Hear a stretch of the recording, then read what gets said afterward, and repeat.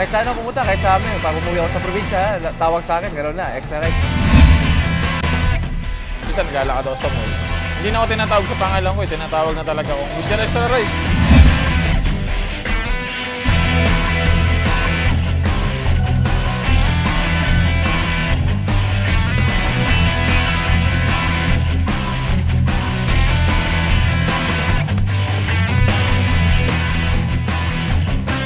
Matataba nga yan si Bo at si JR, pero hindi raw taba yan, muscle daw yan.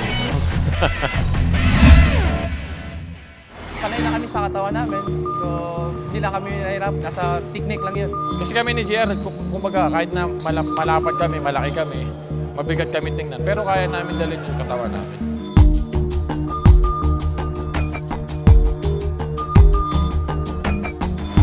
Totoo siguro na kung makikita mo na medyo mataba yung tao ay ibig sabihin na tamad. Sila hindi kasi makikita mo naman sa laro na nakakatulong sila at nag-i-improve yung game nila. Bo Belga, lalapit ng konti. Pasok na naman si Jer, ganyan. Double figures na. Belga gives him a 3-point lead. Nakita si Kinyahan on the run. First of all, both of them came into the league very young. Si Bo is more of a rugged player, no? JR naman, more of a finesse player, no? Sa sistema ni Coach Yeng, kailangan maging palaban ka. Gusto ni Coach Yeng, physical kami lahat. Hindi pwede physical. Well, we just have a philosophy in the team, no? That if you're part of this team, you have to develop some physical and mental toughness. Kumbaga, wag kang pusong mamon. Kapag ka naging pusong mamon ka kay Coach, parang hindi kayo magkakasundo. Hindi naman talaga sadya yung mga ginagawa namin. Gusto lang namin manalo sa laro, kaya gano'n lang ginagawa namin. As long as nagbe-benefit yung team namin, nananalo kami, hindi namin babaguhin yung style ng laro namin dalawa. Sobrang importante talaga ng pagiging physical nila, Jer and Bo, kasi yun yung nagdidikta sa amin sa laro. Presence pa lang nila sa loob, parang nakaka-intimidate sa ibang kalaban, no? Kasama naman talaga sa laro yan. Hindi maiwasan yan na magkakaroon ng pisikalan o minsan tirahan pa. Yun talaga ang basketball. That shows the competitiveness of a player in a team. You know, I think some players are a little hesitant to go down there and try to finish at the basket. Not to say they're doing anything wrong, they're just playing physical.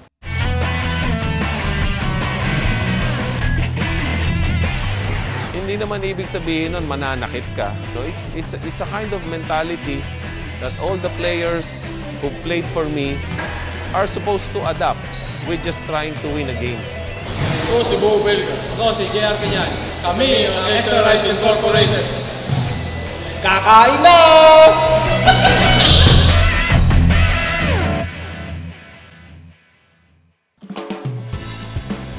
Nagsimula ako, high school ako, sa intrams lang sa school, sa Gubat, Sorsogon. Nakumpisa ako sa Cebu, sa University of the Visayas. Kasi una-una panood na basketball, yung last shot na Michael Jordan. Una nakita ko, natutuwa yung tao sa kanya. So, parang na-adapt ko na, parang asaya naman maglaro ng basketball. Kasi hindi talaga ako marunong maglaro. Nag-umpisa lang ako naglaro, mga 16 years old ako. Sinama ako ng mga barkada ko hanggang natuto ako. So, unang-unang struggle ko, yung shoes. Hindi naman kami ganun kayaman. Masikip talaga yung shoes na parang binigay sa akin ng tito ko. Talagang pinagkakasya ko yung pako kahit na nakatupi na yung daliri. Makapaglaro lang ako ng basketball. Belga comes out, quick jumper, he gets it! Kinyahan, 15-foot jumper, pasok pa rin para kay JR Kinyahan. Alam mo, si Bo at si JR, no, they're fun guys. Pero pagka nag-umpisa na yung ensayo, very serious sila. Kasi meron akong pamilyang binubuhay. Motivation ko yung anak ko eh. Sobrang ganado ko pagka nakikita ko yung anak ko.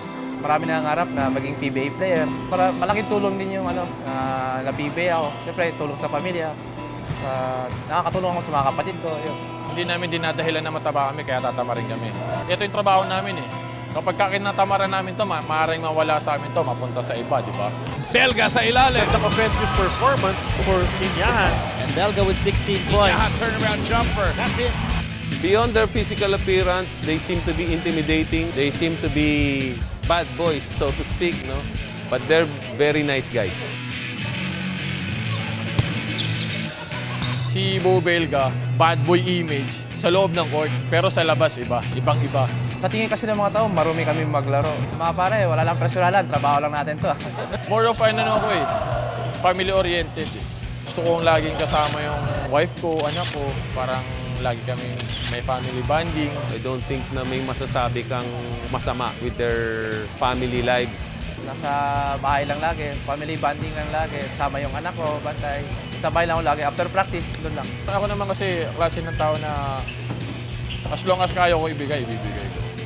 As long as kaya ng kaya ng katawan ko, bibigay ko para sa inyo. JR at Bo, continue what you're doing. No, sipagan nyo lang yung philosophy ng team natin which is well ingrained in you. Just keep that in mind. Malayo pa mararating ninyo.